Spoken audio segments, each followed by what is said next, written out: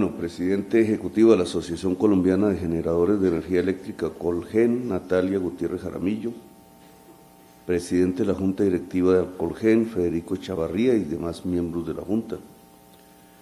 Embajadores y jefes de misiones diplomáticas y acreditadas en Colombia, ministra y funcionarios del Gobierno Nacional, congresistas de la República, presidentes de las empresas adscritas a la Asociación Colombiana de Generadores de Energía Eléctrica, Colgen, presidentes, vicepresidentes, directores y representantes del sector gremial, empresarial, financiero, representantes de la comunidad académica, conferencistas nacionales e internacionales, invitados al 15º Congreso Anual de Energía, medios de comunicación aquí presentes y en general a todas las personas que nos acompañan. Este tema es el tema de mayor discusión del mundo, incluso aún hoy por encima de la guerra de Ucrania, que tiene que ver con este tema además, el gas. Este es por casualidad de la vida, digamos, no era el ambiente político en el que yo me movía, en el que me podía llevar a este tema. Soy una especie de outsider en mis movimientos políticos. No conocían este tema en realidad. Yo lo encuentro es por mis estudios en Europa. Lo voy encontrando alrededor de una gran discusión que en ese entonces, año 96, 97, se estaba dando en las universidades apenas europeas. Por tanto, no fue conocido en Colombia en el año 91, la fecha de la Constitución. Nadie allí, ni la sociedad, ni las empresas, ni los constituyentes, ni las fuerzas políticas, ni los medios de comunicación conocíamos del tema, aunque ya aparecía.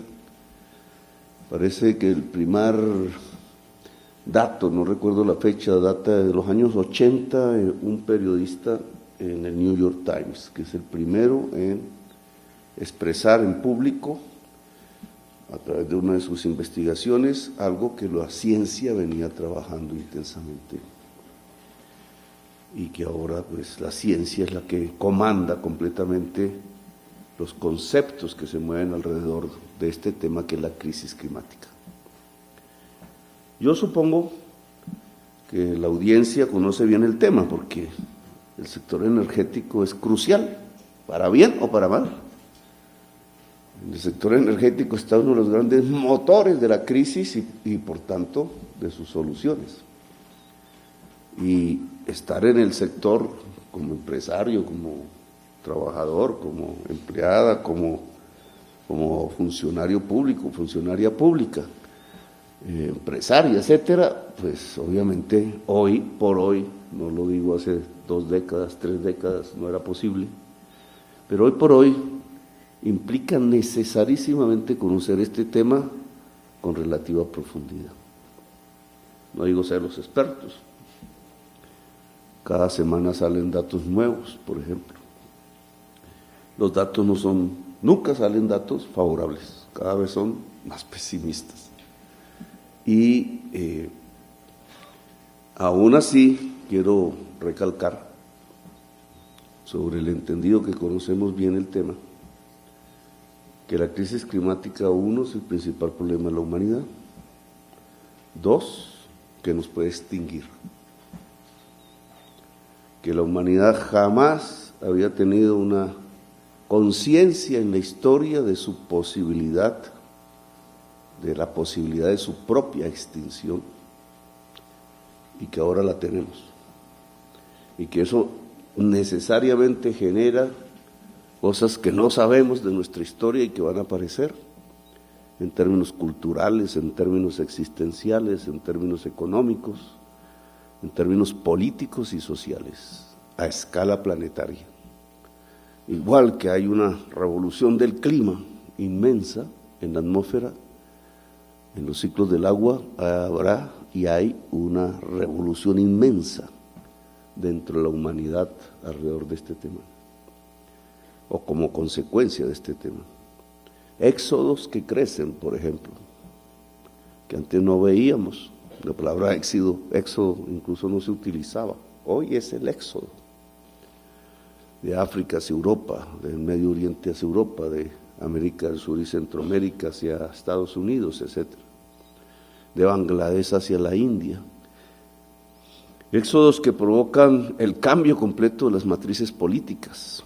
Europa ya no se divide entre la derecha republicana y la socialdemocracia. Ninguno de los dos hoy son la mayoría política en Europa. Estados Unidos tendrá cambios políticos mayores aún de los que se han presenciado. Otras realidades se verán en África, en América del Sur, en el sur de Asia, etcétera. Tensiones que irán increciendo, que involucran guerras, conflictos.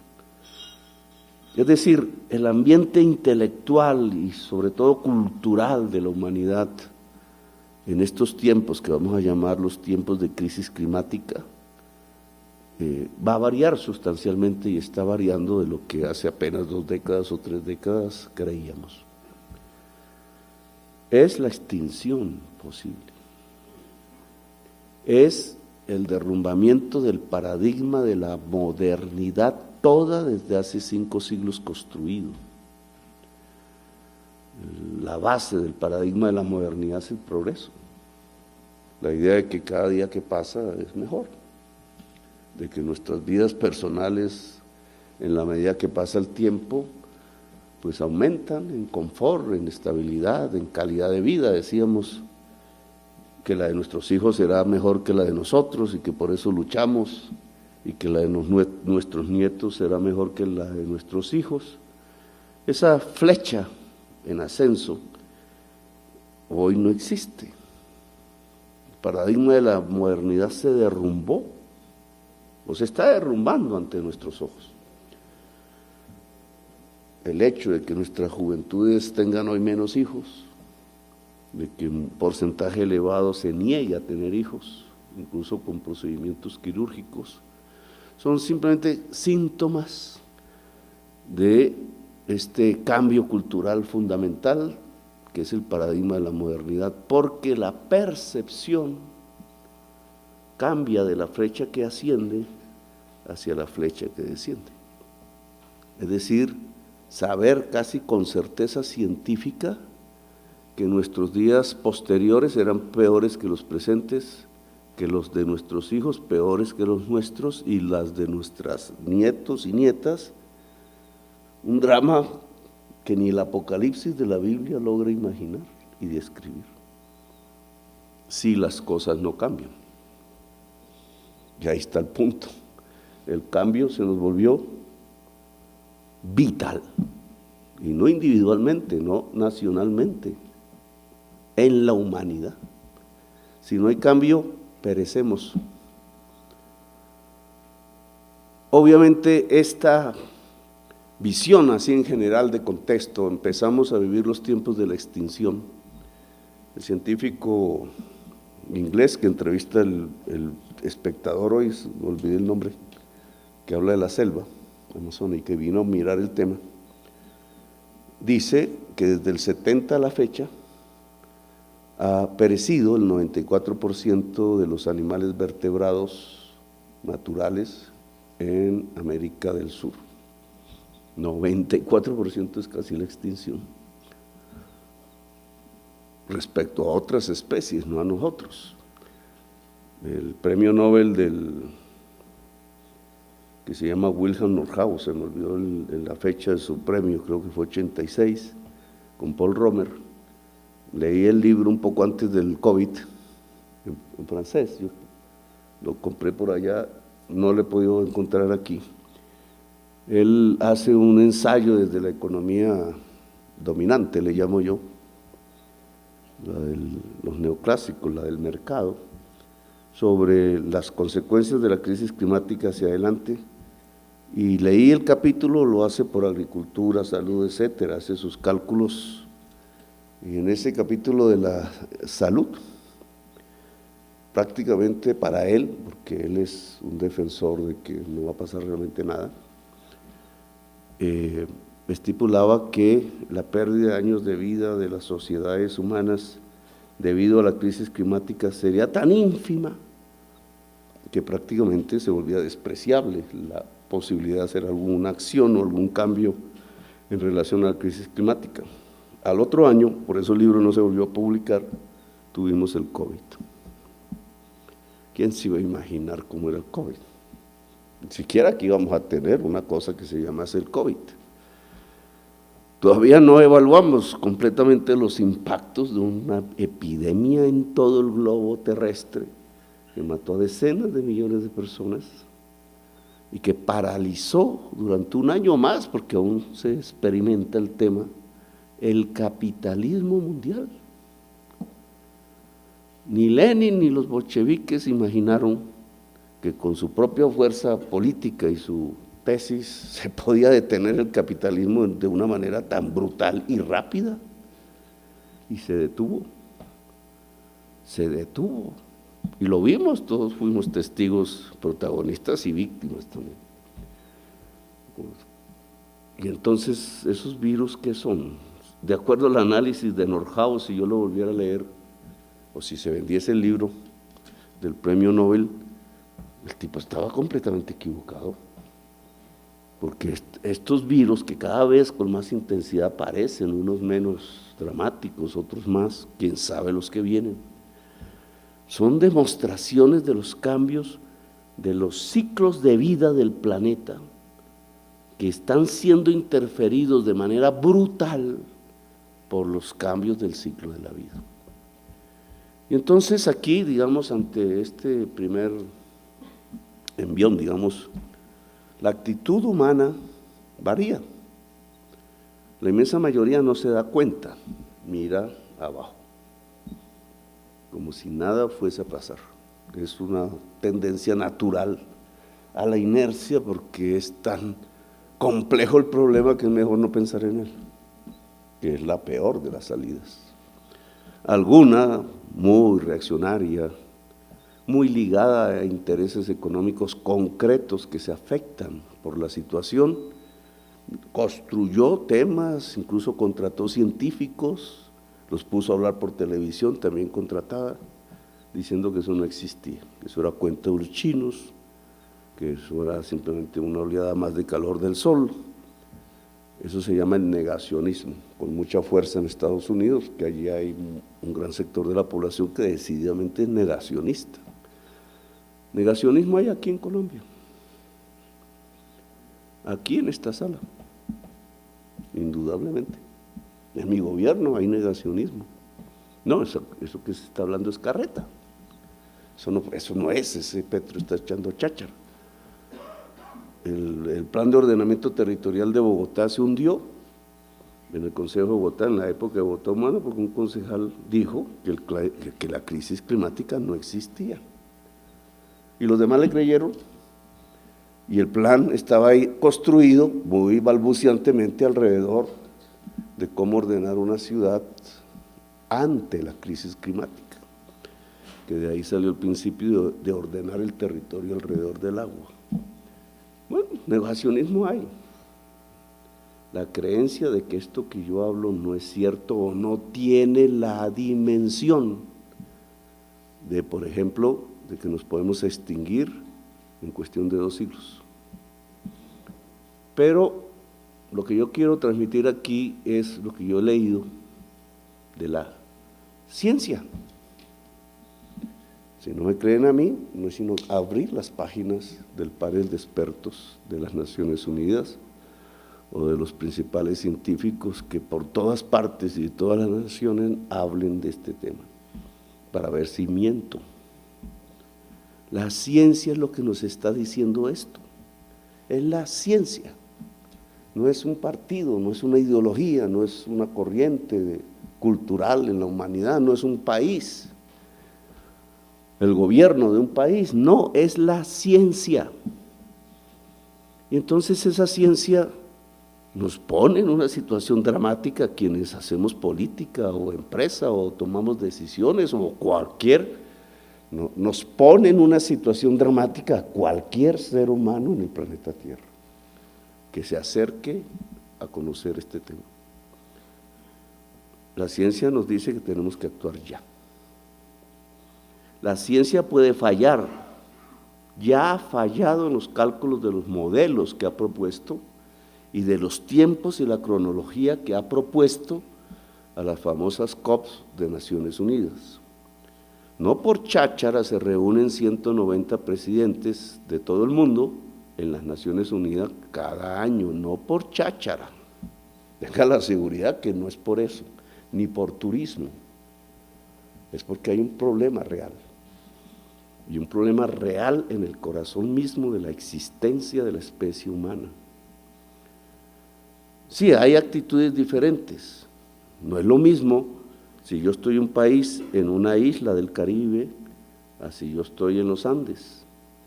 No es lo mismo si estoy al borde del mar, si estoy dentro en los Estados Unidos profundo. No es lo mismo si yo tengo con qué vivir y no tengo con qué vivir. No es lo mismo si yo estoy en las empresas que generan CO2 que en las empresas que no generan CO2. Las percepciones pasan de este problema a través de la estructura misma de la diferenciación social, económica, política de la humanidad. A cualquier islita de esas, Bahamas, vamos a poner el ejemplo, o Barbados, cuyos gobernantes conozco personalmente, ustedes hablan con el gobernante de Barbados y no es lo mismo que si hablan con el gobernante del Canadá. En los modelos que ellos van conociendo como políticos y gobernantes de cómo serán los escenarios en la próxima década, pues a Canadá le va de una manera, a las Islas Barbados le va de otra manera. En las Islas Barbados hay casi una revolución política de exigencia unánime, gobierno y sociedad, de que se tiene que actuar en la COP. En Canadá hay cálculos, porque si se quita el hielo, hay más agua. Y así, digamos, en todo el planeta. No es lo mismo si se plantea este tema en Venezuela, no se plantea. Si se plantea en Abu Dhabi, donde van a hacer la próxima COP, paradójicamente, que si se plantea en un país agrario de América del Sur, el Uruguay, por ejemplo. No es lo mismo esta conferencia que si estuviera en una facultad de economía en la Nacional, porque aquí estamos metidos en el meollo del tema.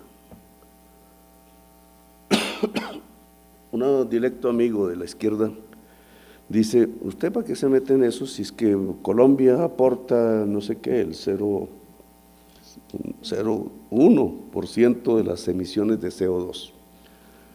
El tema químico es que entre más emisiones de CO2 se acumulen, CO2 equivalente, porque hay varios gases similantes, más se calienta por su factor de concentración de la radiación solar, más se calienta la superficie terrestre. Una vez, hablando con Lucho Garzón, mi compañero, que le llegó el tema, era el alcalde por primera vez, dijo, es que la temperatura va a crecer 1% promedio en la superficie terrestre. Entonces me dijo así todo, como es él. No, pero entonces chévere, porque en Bogotá podríamos empezar a veranear. 1% de la superficie promedio del planeta desencadena cambios planetarios en las cantidades del agua que se evaporan o se derriten, que van en el ciclo de agua, pero diferentes que antes, que rompe los ciclos vitales de muchas especies, sobre todo las invisibles, virus, bacterias, etcétera, y se desencadena, así como se le quita a uno un nudo a un saco, se empieza a desmadejar todo el saco hasta que no hay saco, no hay vida. Uno, los científicos dicen qué pasaría con 2, bueno, y empieza un cálculo de escenarios. Ya no estamos en el 1, ¿cierto? Y ya difícilmente los científicos dicen que podríamos sostenernos en 1,5. Y ya el famoso 2, que era el gran objetivo de no llegar de las Naciones Unidas, se acerca cada vez más. No sigo por aquí, sino paso a lo nuestro. Entonces, ¿nosotros qué hacemos?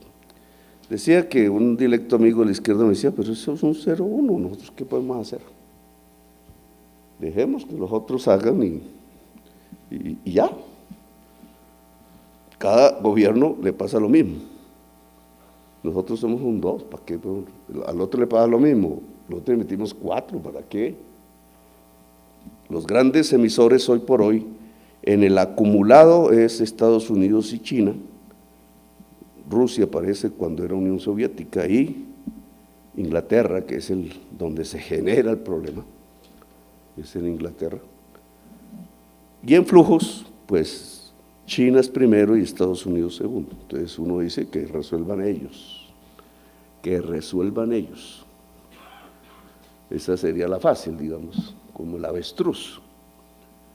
Ellos obviamente están en su tarea de intentar resolverlo, mal que bien, todos, porque cada vez la actitud más displicente con el tema se disipa, porque todos seremos afectados. No es porque yo emita el 0,1 que solo me van a llegar las consecuencias del 0,1, no, me puede llegar el 50%. Lo estamos viendo. Una inundación acabó media economía de Pakistán, etcétera, ya esos cuentos los conocemos aquí. Acabamos de salir del peor invierno de Colombia registrado, me la pasé en eso, en diciembre, en enero, y ahora ustedes mismos nos dicen pilas porque viene el niño, pero no el niño clásico, un niño inesperado, ministra, que puede ser menor, nadie lo sabe, o puede ser peor. Si yo miro aquí a mis vecinos en el mundo, hoy, después de salir de los aguaceros y las inundaciones de hace unos meses, encuentro una Argentina devastada. Era nuestro granero, un granero mundial de alimentos. Preciso, guerra en Ucrania, que es otro granero mundial de alimentos, y el puerto de los alimentos Odessa y los fertilizantes y todo eso, y dispara los precios de los alimentos en el mundo, y preciso Argentina se desmorona. ¿Por qué? Por una sequía. Desmoronará el gobierno, la política se mueve ahí en medio de todo eso, pero es que es la peor sequía de la historia de Argentina. Acabo de venir de España y Portugal, que están planificando racionamientos. Los franceses acaban de prohibir el uso del agua en piscinas y lavado de carros. Y en Italia, y hasta ahora comienza la sequía. Eso no es el niño, ellos son por otras razones, pero es la crisis climática. ¿Qué podemos esperar del niño en Colombia si llega? Yo diría lo inesperado. No me atendría a los modelos.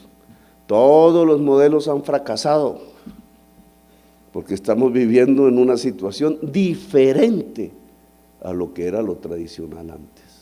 Tenemos pensamientos, tenemos estructuras gubernamentales, tenemos sistemas de planificación, tenemos infraestructuras que estaban pensados para antes, no para este problema.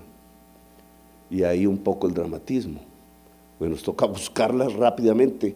En medio del debate tenemos que hacer. No podemos debatir y ya hacer como hacíamos antes.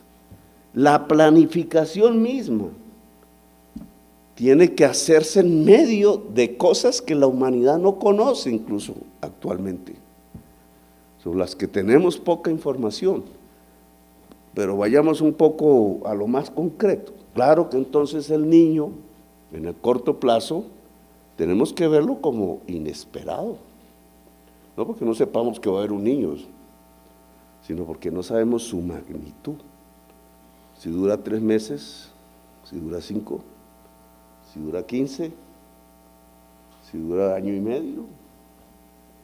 Y entonces obviamente en esos escenarios que en el tiempo son cada vez más difíciles, tenemos que tener alternativas, por lo menos, no digo que sepamos hacer con exactitud qué, sino prepararnos hasta en los escenarios más difíciles.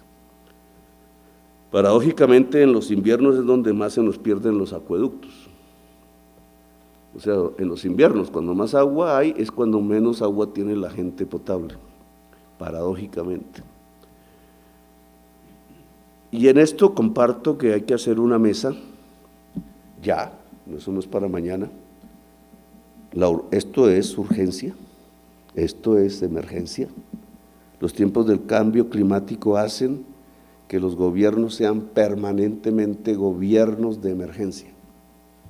Ya lo hemos visto, aquí lo hablan los alcaldes, y el pasado gobierno me tocó el COVID, sí, COVID, y después el invierno, y después la crisis económica, y después el hambre, y ahora ya estamos pensando en el niño. Son gobiernos de emergencia. Así será en los gobiernos del mundo en los próximos años, gobiernos de emergencia.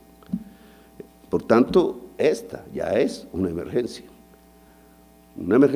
a la cual hay que establecerle salidas de acuerdo a escenarios optimistas y pesimistas, porque no sabemos cuál será.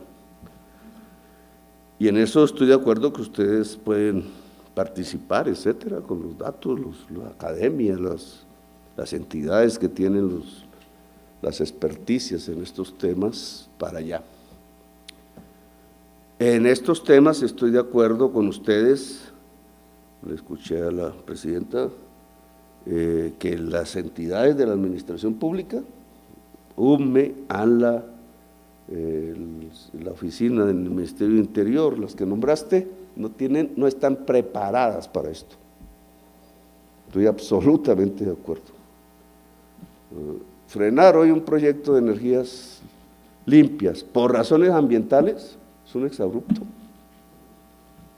Es un exabrupto. Frenar y decir, no, es que entonces tienen que volver a presentar la licencia, está matando la humanidad ya. Porque esto es las urgencias del momento. No digo que entonces todo lo que se presente se pase, pero no es lo mismo que antes. Que dure 8 años, me dices tú, el promedio para llegar a ver, ¿es para planificar, para los trámites o para llegar a ver? Para llegar a ver en estos tiempos, pues vamos contra el reloj de la vida. Y por tanto, claro que estas instituciones tienen que variar, es que no fueron ideadas para eso, no es que sea culpa de quien las ideó, pues no estaba el problema en la cabeza, pero hoy por hoy tienen que variar sustancialmente, porque esto se llama urgencias, emergencias, y cada vez será peor. No podemos esperar, digamos, pasamos esto y hay un momento de remanso, ¿no? Las cosas vienen y cada vez peor, como si fueran olas del mar, pero cada vez mayores. Claro, una empresa, ¿cómo se maneja así? ¿Cómo se dirige una sociedad así? ¿Cómo se comporta un gobierno así? ¿Cómo los medios de comunicación van a actuar? Etcétera. Todo esto está en lo que yo llamo una revolución de los días, porque todo cambia. Ahora, las tesis, porque entonces, ¿qué es lo que la humanidad va a hacer? O está haciendo. Obviamente, y ustedes ya lo saben bien, pues eliminar el flujo del CO2 a la atmósfera hasta donde sea posible. No podemos eliminar el acumulado. Siempre sale el científico, o la revista, o el dato de televisión que se inventó el método para absorber el CO2 de la atmósfera, carreta. Que si mandamos unas avionetas y botamos unos espejitos de sulfuro, y en toda la atmósfera en una cantidad que haga que los espejitos reflejen el sol de nuevo y se enfríe el planeta, entonces equilibramos la carga. Matemáticas humanas absolutamente recortadas por la realidad de la vida. Sueños de que podemos, incluso es una religión a la tecnología a la que le ponemos velas pensando que ella solita nos va a resolver el problema. Solita. No, el problema es político y humano. Lo podemos resolver solo los humanos y políticamente hablando. Y la política nos exige cambios. Entonces, esto matemáticamente, ¿qué es?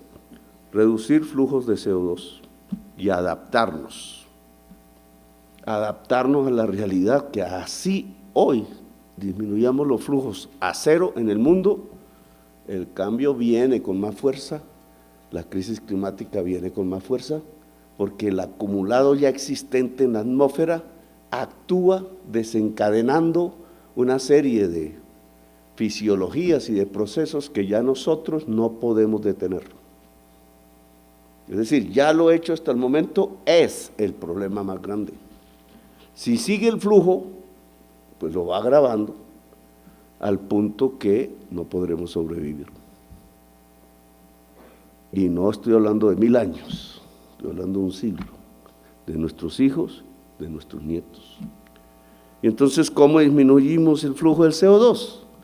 Entonces aquí aparece la tecnología, porque el cerebro humano se ha puesto intensamente a buscar alternativas en todo el mundo. Ustedes conocen las existentes, seguro que habrá más adelante, pero hoy las existentes es usar el sol, usar el viento, usar el agua. La mezcla de agua, sol y viento nos da hidrógeno verde, y eso es lo que aparece. Puede usarse geotermia, donde hay volcanes, etcétera. Es lo que tenemos. Ojalá en 5 años, 10 haya un popurrí de otro tipo de soluciones, seguramente la va a haber, y debemos estar atentos para estar allí, traerlas, tenerlas, desarrollarlas. Pero hoy tenemos eso.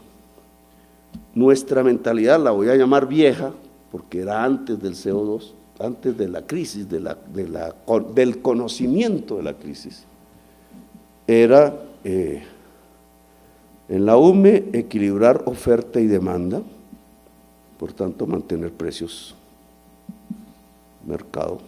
un mercado regulado, que los precios pues no eran de la UME.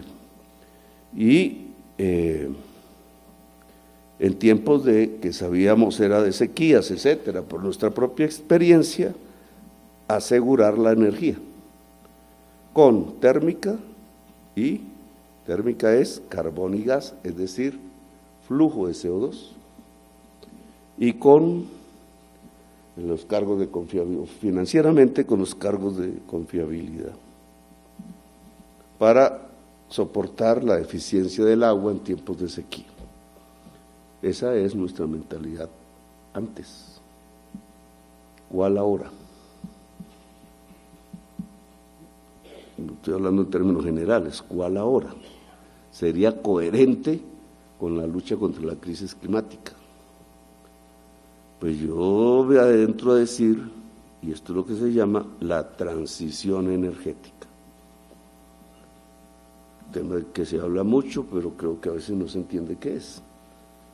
Frente a dejar de emitir el flujo de CO2, las economías del mundo, las más poderosas de manera más compleja, Estados Unidos y China, tienen que hacer en el corto plazo, no en un siglo, en el corto plazo 3 grandes transformaciones: su matriz energética, su matriz de movilidad, su matriz de producción. Donde se utilice carbón y producción, eliminarlo. Aquí vienen los problemas políticos, empresariales y económicos. No es tan fácil, suena fácil, así no habría flujo. Todo este problema se congela o avanza un poco negativamente, pero sobrevivimos. Cambiar la matriz energética, cambiar la matriz de movilidad y cambiar la producción, desalojando el carbón y el petróleo. A eso se le llama descarbonizar la economía. Economías descarbonizadas, futuro. ¿Cómo lo hacemos nosotros? ¿O no lo hacemos? Si nosotros no lo hacemos y los otros sí lo hacen, nosotros quedamos, como siempre, atrás en las tecnologías, atrás en la economía, quedamos viendo un chispero. No, que nosotros tenemos más petróleo, me dicen. Sí, pero va a haber un momento en que no se demanda. ¿Qué hacemos? No, pues lo podemos usar nosotros, entonces el resto que anda en su nueva economía descarbonizada y nosotros seguimos con nuestra motico de gasolina. Quedamos atrás. Tenemos una oportunidad. En mi opinión, este grandísimo problema es una oportunidad para Colombia.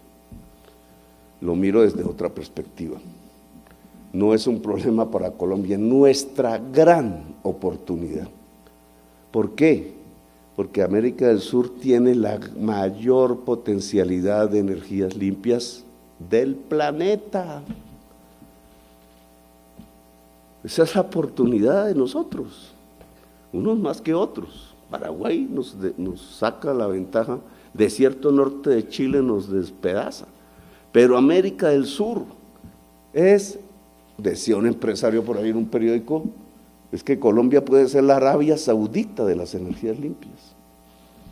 No me acuerdo quién, pero yo lo leí por ahí. Sí, podemos. Esta nueva oportunidad que no buscamos nosotros nos da la oportunidad de pasar a la vanguardia como sociedad.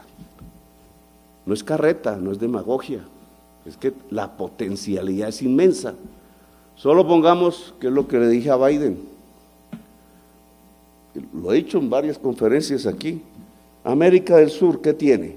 Potencialidad de energías limpias, agua, vientos, sol y la selva amazónica, que es el pulmón, la esponja de absorción de CO2. ¿Y Estados Unidos qué tiene? Las chimeneas arrojando el CO2. Eso no se vuelve una oportunidad. Estados Unidos, en su inmensidad económica, no tiene que dejar de arrojar el CO2. Y nosotros no tenemos esponja, y nosotros no tenemos entonces cómo ayudar, no digo total, ayudar a cambiarle la matriz energética. ¿Cómo se hace eso? Generando mucha energía limpia en América del Sur y transmitiéndola. Vale, claro. Pero Estados Unidos y la humanidad no necesitan eso. Aquí no estamos hablando del 0,1%. Aquí estamos hablando de pilares climáticos fundamentales, de una nueva geopolítica, en donde nosotros no somos el margen como siempre, y hacemos lo que los otros hacen, pero 20 años después. Aquí tenemos una opción. Claro que América del Sur puede ayudar a descarbonizar la economía de los Estados Unidos, y no como antaño, solo ofreciéndoles la energía, sino que nosotros nos podemos industrializar. Este lápiz, seguro hecho en China, ¿cierto? Si lo hago en Estados Unidos, si lo hago en China o si lo hago en Colombia, tiene unas cuentas que un empresario hace. ¿Cuánto me sale? Costo de producción, trabajadores, energía, etcétera. Un precio. A lo mejor sale más barato en Colombia, a lo mejor sale más baratísimo en China. Y entonces van a China y hacen el lápiz. En Estados Unidos se van de ahí, sale muy caro. Pero si yo no hago las cuentas en dólares, sino en CO2 emitido para hacer este lápiz, que son las cuentas que ahora toca hacer, la nueva contabilidad, de ello depende nuestra vida. Entonces este lápiz sale 5 veces con más huella de carbón en China, 4,5 en Estados Unidos y casi 0 en Colombia. ¿Dónde se hace el lápiz? No ahora, en 10 años. ¿Dónde ganamos la competitividad? ¿Dónde podemos volvernos realmente exportadores, que siempre se nos escapa? ¿Dónde América del Sur junta puede sonar en la geopolítica mundial? Aquí, esta crisis nos lo permite, si actuamos. Entonces, si profundizamos nuestra baja huella de carbono, tenemos las posibilidades económicas en el inmediato futuro. No solo ayudamos a la vida de la humanidad, sino que tenemos las posibilidades económicas. Transición energética es reemplazar la energía fósil o sucia por limpia. No es adicionarle. Este es el problema actual. Si uno coge los números del mundo, efectivamente todos ustedes lo saben, ha crecido en porcentajes interesantes las energías limpias, no convencionales, bueno, le ponen el nombre, pero han crecido también las fósiles. Es decir, vamos hacia el desastre. Los números de hoy nos llevan al desastre, porque eso no es transición energética. Y este es el punto, yo sé, neurálgico y difícil entre ustedes y nosotros. Porque todo esto lo podemos, bueno, vamos, nos podemos poner de acuerdo. Incluso los tres temas, el cambio de movilidad, el cambio de matriz de producción y el cambio de matriz energética, hablemos del cambio de matriz energética, es cómo se sustituye la energía limpia, la energía sucia por la limpia, no cómo se agrega. Entonces la ministra habla de 6 gigas. El número 6 tiene un porqué. Es porque hay 6 gigas de energía fósil. Pues según los datos que tenemos, no es porque sí. Y entonces esto aquí quiero que se vuelva, porque tú hablas del pacto. Claro, pero para hablar de un pacto tenemos que saber cuál es la base del pacto, para saber si se puede hacer el pacto.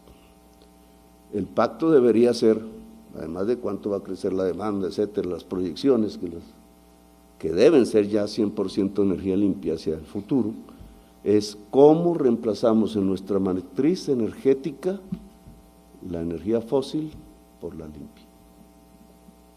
Y eso tiene unos protagonistas concretos.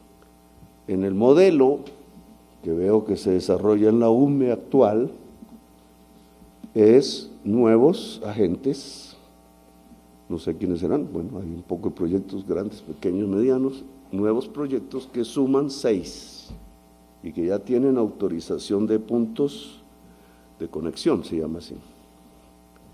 Yo me inclino, no es que sean antagónicos, pero mi corazón está más con que puedan aparecer muchísimas comunidades energéticas y hogares generando energía limpia.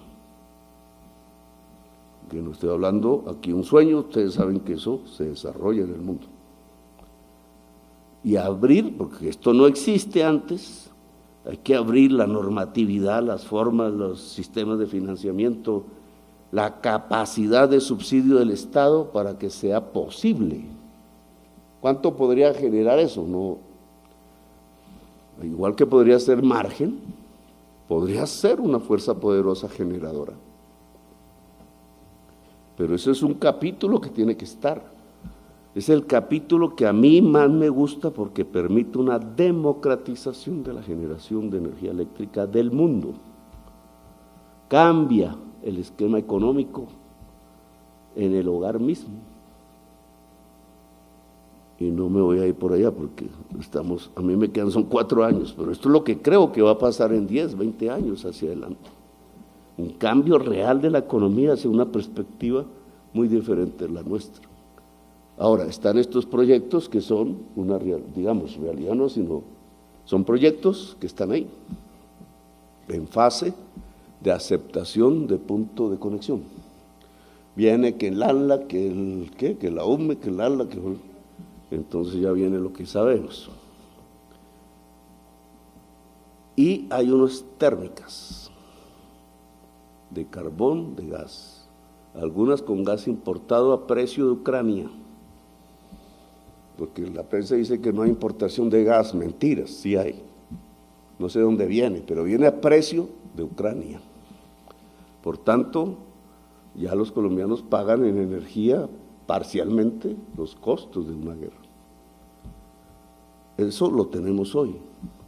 Según nuestra manera de entender los niños, eso es lo que nos aseguraba que no hubiera apagones, lo dijiste tú. Pero hoy, o a partir de hoy progresivamente, pero rápidamente hacia el futuro, la combinación para que un niño no nos apague es agua usada de noche y mucho sol de día, y vientos, y hidrógeno verde, si podemos. Que Ecopetrol puede irse ya al hidrógeno verde, la indicación que hemos dado. Es complementario porque en sequía hay sol, ¿cierto? Y es posible porque la tecnología lo permite. Pero entonces viene un interrogante: ¿qué pasa con las termos? ¿Qué pasa no con los cacharros tecnológicos, sino con los capitales? Porque estamos en el capitalismo. Entonces, ¿qué pasa con esos capitales? En el mercado puro y simple, brutal y salvaje, ganan las energías más eficientes y baratas. Y yo soy neoliberal, así como tantos en Colombia, que el mercado actúe. Entonces los que son ineficaces se van de malas, y los que sean más eficaces se quedan. Se puede mover bajo una nueva concepción, porque esto no existe en la actual es de protección. Hay una protección, pero si yo miro la crisis climática y me pongo en la mente de Nordhaus, premio Nobel de Economía, es el mercado. Simple, y se soluciona, dice él, y se soluciona rápido. Y entonces lo fósil se va y lo verde se queda. Como yo creo en el pacto social, y entonces no me muevo en esas esferas de pensamiento intelectual, entonces el pacto hay que establecerlo ahí, el famoso que dijo la presidenta, ahí. ¿Cómo el capital que está en la térmica pasa a convertirse en capital verde? Y rápido, porque no estamos hablando de décadas. ¿Cómo? Entonces esa pregunta no la voy a responder ahora, sino que la voy a dejar en este congreso, no para que la resuelvan ahora tampoco, sino para que se haga una mesa con los actores propios, con el gobierno, con las entidades nuestras, para estudiar las fórmulas, incluso si hay experiencias en el mundo que puede haberlas, porque este es un problema que estamos afrontando en todas partes. ¿Cómo se convierte el tubo del gas natural en tubo de hidrógeno? Ahí ya los ingleses tienen unas fórmulas. Ellos dicen que el 15% del tubo del gas natural puede ser usado por hidrógeno. ¿Cómo hacemos el hidrógeno verde? ¿Con qué capital? ¿Público? ¿Con Ecopetrol? ¿Privado? ¿Asociamos? Ahora que se habla de la alianza, una alianza público-privada con Ecopetrol, porque nuestro músculo financiero en el Estado no es completamente público. ¿Puede asumir el reto de que Colombia realmente abarque la posibilidad de producción de hidrógeno verde, que según los estudios hasta ahora hechos es la cuarta más barata del mundo? Eso dicen. Energía de la Guajira, puerto, si queremos exportar, agua, Río Magdalena. O Ecopetrol compra, y entonces toda su energía interna, que es sucia, se vuelve verde, etcétera. Bueno, es ese camino que es de corto plazo, que implica dineros, que implica la acción privada y que implica la acción pública y que seguramente implica la acción comunitaria, porque si los guayús, sabiendo su triste historia con el carbón, dicen no, es no. Entonces aquí hay que invitar a la comunidad guayú, pues, nuestro gran potencial de energías limpias. Colombia tiene en La Guajira 25 gigas de potencial de energías limpias, más de lo que se necesita en toda Colombia, y toda Colombia 65. Podemos exportar. O sea, hay un cable entre Colombia y Panamá. Proyecto que ya está diseñado, no está en fase 1, está en fase 3, lo tiene ISA. Pero si nosotros nos amarramos a la red centroamericana, que tiene todavía algunos problemas, estamos al borde de exportar energía limpia a Estados Unidos. ¿No le medimos? Eso significa que la UMNE no puede pensar solo en el mercado interno. Eso significa que la UMNE tiene que pensar en la posibilidad de una gran exportación de energías limpias de Colombia hacia donde se necesita. Entonces esa mesa que propongo aquí, digamos, con ideas concretas, con números, nosotros tenemos que saber cuánto nos cuesta la transición. Sabemos que es una gran ventaja, sabemos que podemos ganar hacia adelante, pero eso cuesta. Ahora cuesta. ¿Cuánto cuesta? ¿Cómo van ustedes? ¿Cómo vamos nosotros? ¿Cómo pasamos de la energía fósil a la energía limpia en nuestra matriz energética en el corto plazo? Es sustituir, pero puede hacerse pactadamente, no brutalmente. Entonces dejo estas inquietudes, gracias por haberme escuchado. Muy amables.